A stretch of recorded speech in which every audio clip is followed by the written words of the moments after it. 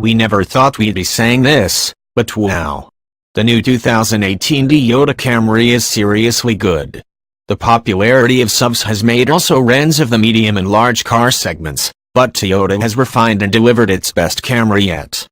Part of the Camry's success in Australia was due to a long history of local manufacturing that led to companies buying the model as part of fleet agreements. The end of local manufacturing now opens up large vehicle purchases to a wider range of manufacturers and models for those companies. With vehicle production now moved to Japan, Toyota has fought hard to keep the Camry an appealing vehicle for fleets by rejigging prices and sharpening the features list. Kicking off from $27,690, plus on-road costs, the Camry Ascent is available in both petrol and hybrid form, while the range tops out at $43,990, plus on-road costs, for the V6-powered Camry SL.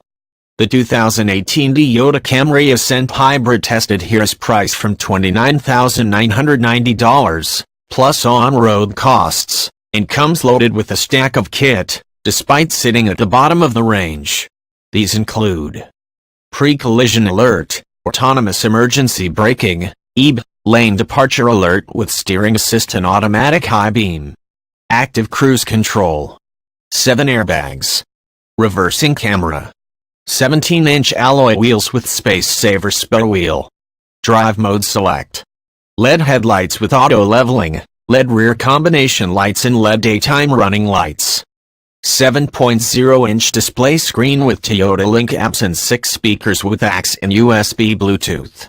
4.2-inch digital trip computer.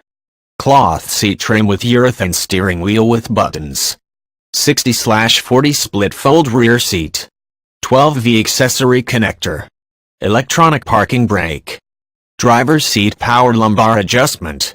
Auto power windows front and rear. Dual zone air conditioning.